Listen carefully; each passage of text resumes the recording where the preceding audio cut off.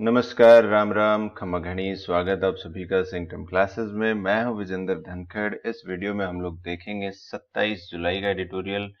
ये एडिटोरियल अपना है resilient but just on the IMF international monetary funds economic outlook and lopsided growth कि उनका जो एक इकोनॉमिक आउटलुक है और उनका जो ये कहना है कि ग्रोथ जो है वो लोपसाइडेड है। लोपसाइडेड का मतलब है कि एक तरह से असंतुलित। रिजिलियंट जो वर्ड होता है बहुत अच्छा शब्द होता है। रिजिलियंट ये होता है कि भाई मान लो आपके पास 20 करोड़ रुपए हैं और वो 20 करोड़ रुपए आपके चोरी हो जाते हैं या लूट लिए जाते हैं आपसे, लेकिन अगले दिन आप उन बातों को बिल्कुल भुला देते हो और नए सिरे से अपनी जिंदगी शुरू करते हो। तो एक तरह से एबिलिटी टू रिकवर क्विकली, कि जल्दी रिकवर कर पाने की जो एबिलिटी होती है वो रेजिलियंट होती है। एबिलिटी टू रिकवर क्विकली बहुत अच्छा वर्ड है, ये आपको समझना चाहिए, आता भी है एग्जाम में। और ये चीज आपके व्यवहार में, आपकी लाइफ में भी होनी चाहिए। आपको भी रेजिलिएंट होना चाहिए। जैसे एग्जाम का रिजल्ट आता है और अगर आपका सिलेक्शन नहीं हुआ है और आप अगर रेजिलिएंट हैं तो आप उस चीज को ज्यादा लेके नहीं बैठते हैं और फिर से अपनी पढ़ाई शुरू कर देते हैं। पोजिट जो होता है भाई, इसका मतलब होता है अज्यूम करना, मानना, किसी चीज को सच मानना और सच मानने के बाद उस चीज को आधार बनाना आर्ग्यूमेंट का। तो ये अपने पास हो जाएगा पोजिट। इसके जैसा एक और शब्द होता है पोस्टुलेट, या फिर इसे आप समझ सकते हो कि जैसे मैथमेटिक्स में सवाल आप लोग सोल्व करते हो और कहते हो कि माना x इक्वल्स टू 100, तो वो वाली चीज हम लोग पोजिट बोलते हैं। और एक शब्द जो मैंने आपको बताया पोस्टुलेट हम लोग बोलते हैं। अज्यूम कर लेना, किसी चीज को सच मान लेना। वेदर्ड जो है अपने पास, वेदर जो होता है मौसम होता है, लेकिन weather the storm, weather the challenge, इस सेंस में अगर ये आए तो इसका मतलब ये होता है कि बच जाना। To come safely through a difficult period, कि एक मुश्किल दौर में से सुरक्षित बच के आ जाना। तो इसके साथ आप यहाँ पे देखोगे ये जो वेदर्ड है इसके साथ स्टॉर्म भी आता है कई बार, weather the storm, weather the challenge. तो इस सेंस में आपको याद रखना है कि अगर आपने ये वाली चीज कर ली है तो इसका मतलब ये है कि आप बच गए हैं। Weather the storm, weather the challenge. पोइज जो होता है भाई, इसका मतलब होता है तैयार रहना, to be ready for something, या फिर हम लोग कहें कि पोइज्ड टू डू समथिंग। तो इसके साथ इन्फिनेटिव भी आता है। ये वाली चीज भी बहुत बार एग्जाम में आती है कि poised to do something, we are poised to crack this exam, ऐसे बोलना। इन द वेक ऑफ अपना होता है कि इसका मतलब है कि के बाद होना, किसी चीज के बाद होना। तो एक तरह से आप देखोगे ये प्रीपोजिशनल एक्सप्रेशन है, वो कैब का पार्ट नहीं है, लेकिन फिलर में, क्लोज टेस्ट में काफी जगह पूछा जाता है किसी के बाद होना, in the wake of. Ceiling जो होता है, छत को हम लोग बोलते हैं। आजकल लोग घरों में फॉल सीलिंग भी लगाते हैं, तो वही वाला सीलिंग है ये। और एक सीलिंग अपने पास हाईएस्ट पॉइंट को भी कहते हैं। जैसे कि मान लो आप बैंक में एक दिन में जो पैसा निकाल सकते हो वो 1 लाख रुपए अगर है, उसकी सीलिंग अगर 1 लाख है तो 1 लाख से ज्यादा आप नहीं निकाल सकते। स्टैंड ऑफ जो होता है ये होता है भाई गतिरोध के लिए हम लोग यूज करते हैं, कि बात आगे नहीं बढ़ रही है, बात कहीं एक मुद्दे पे आके अटक गई है। इसके लिए एक शब्द हम लोगों ने 2-3 दिन पहले देखा था, इम्पासे एक शब्द देखा था, IMPASSE। तो इसका मतलब भी गतिरोध होता है।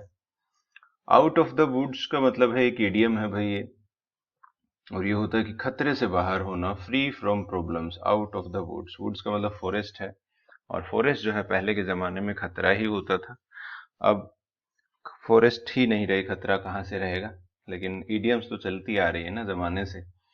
क्लाउड द होराइजन होता है कि अनिश्चितता, कि होराइजन पे अगर क्लाउड आ जाए तो उसका मतलब है कि हमें पता नहीं है कि आगे क्या है। तो एक अनसर्टेनिटी जो होती है, एक अनिश्चितता जो होती है, वो होती है क्लाउड द होराइजन। अबाउंड जो रहता है भाई, अबाउंड का मतलब होता है कि प्रचुर मात्रा में, टू बी प्लेंटीफुल, बहुत होना, अबाउंड। हेडविंड्स होता है जो हवा, जब मान लो आप पैदल जा रहे हो, साइकिल चला रहे हो, सामने की तरफ से जो हवा आती है हेडविंड्स, तो वो आपके लिए क्या करेगी, मुश्किल ही तो खड़ी करेगी। और टेलविंड्स जो होती है वो होती है कि एक आपके काम की चीजें, आपके पॉजिटिव वाली, जो पीछे से जो हवा आती है वो फायदा करती है, आगे वाली हवा जो है वो नुकसान करती है। टाइड ओवर का मतलब होता है कि मुश्किल में मदद करना या मुश्किल से काम चलाने वाली बात है ये, to help during a difficult period. तो ये मदद वाला, हेल्प, किसी की मदद करना डिफिकल्ट पीरियड में, तो टाइड ओवर। रोट जो है भाई अपने पास, रोट हम लोग कहते हैं जो जंग जिसमें लगा हो उसको भी कहते हैं, लेकिन इस पैसेज में था कि कुछ होने का कारण बनना, कुछ समथिंग टू हैपन। रीबाउंड हम लोग कहते हैं कि एक बार फिर अबाउंड था बहुत अधिक मात्रा में। रीबाउंड का मतलब है कि बाउंस बैक, फिर से उछाला जाना, कोई चीज नीचे चली गई थी और वापस आ गई थी, तो उसे हम लोग कहेंगे। फिजल आउट भाई होता है, फिजल आउट होता है धीरे धीरे खत्म होना, slowly come to an end. तो फिजल आउट होता है कि अपने पास कोई भी चीज की इंटेंसिटी ज्यादा हो और वो धीरे धीरे फिजल आउट हो जाए, तो वो धीरे धीरे खत्म हो जाती है। फ्लाउंडरिंग जो वर्ड है इसका मतलब होता है डगमगाना, अच्छी तरीके से ना चल पाना, फ्लाउंडर करना, लड़खड़ाना टाइप, वही वर्ड है ये। सोल्स जो शब्द है जो इस पैसेज में यूज हुआ है उसका मतलब है पानी के नीचे मिट्टी के टीले। तो ये आप देखोगे पानी का जहाज जब चलता है और पानी के नीचे दिखाई नहीं देता है, तो पानी के नीचे अगर मिट्टी के टीले हो तो वो जहाज क्या है, और उस मिट्टी में फंस जाता है। तो ये उसके लिए कहा है, सोल्स पानी के नीचे मिट्टी के टीले जो होते हैं। और एक SHOL, सोल जो शब्द है, केवल इसको हम लोग कहते हैं कि जो मछलियों का झुंड होता है, ग्रुप ऑफ फिशेज होता है, उसे भी बोलते हैं सोल ऑफ फिश। कॉन्ट्रैक्शन होता है सिकुड़ना, जैसे इकोनॉमी जब डाउन आती है, मंदी आती है, तो वो कम हो जाती है, तो वहां पे उसी को सिकुड़ना बोलेंगे। रीलिंग हम लोग बोलते हैं, अगेन रीलिंग फ्रॉम समथिंग, किसी चीज से परेशान होना, अगेन लड़खड़ाने का सेंस है कि ये वाली चीज मुझे ज्यादा बोदर कर रही है। लोप साइडेड जो होता है असंतुलित, इम्बैलेंस के लिए हम लोग यूज करते हैं। एडिफाइस जो शब्द है इसका मतलब होता है भव्य इमारत, ए लार्ज इंप्रेसिव बिल्डिंग। तो इसमें ऐसा ही था कि ये जो इमारत है इस चीज की, ये इसको कमजोर कर रही है। जो भी इकोनॉमिक ग्रोथ है जो लोप साइडेड है, तो लोप साइडेड वाली जो ग्रोथ है वो उस इमारत को कमजोर कर रही है। और कमजोर करने के लिए अपने पास है वे डाउन करना, बोझ बनना, कि ज्यादा बोझ अगर हो जाएगा तो वो चीज आपको गिरा देगी, नुकसान पहुंचाएगी, कमजोर करेगी। तो ये थी बेटा आज की वोकैब। और आज का सवाल आप लोगों से मैं, आई थिंक आज का सवाल दिया ही नहीं आप लोगों को, लेकिन मैं आपको ये बता दूं कि आप में से हम लोग अभी जो है सेंटम क्लासेस की हमारी जो ऐप है, एंड्रॉइड ऐप है, तो उस पर आप देखेंगे कि कोर्सेज भी अवेलेबल हैं और हम मेंस के कोर्स भी स्टार्ट कर सकते हैं अभी। तो उसके लिए भी मैं आपको अलग से जो भी प्लान है हमारा, जिस तरह का कोर्स होगा, बहुत ही यूनिक, डिफरेंट और बहुत ही अच्छा कोर्स हम लोग बना रहे हैं। तो वो कोर्स अगर आप ज्वाइन करना चाहते हैं तो आप अपना इंटरेस्ट हमें बता सकते हैं।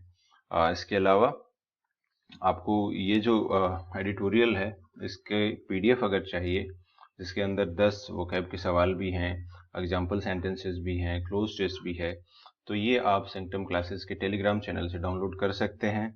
या फिर सीधा आपको अपने व्हाट्सएप पे चाहिए तो आप इस नंबर पे मैसेज कर सकते हैं 9928954223।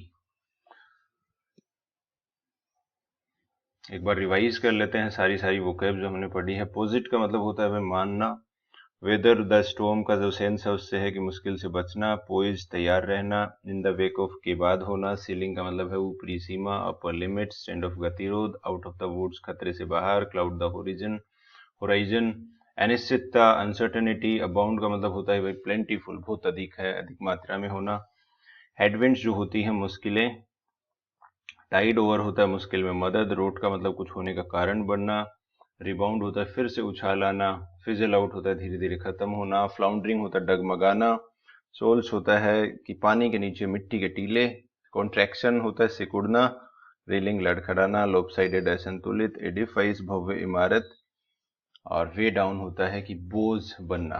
तो ये थी आज की एडिटोरियल वोकैब। इस वीडियो में इतना ही, देखने के लिए बहुत बहुत धन्यवाद।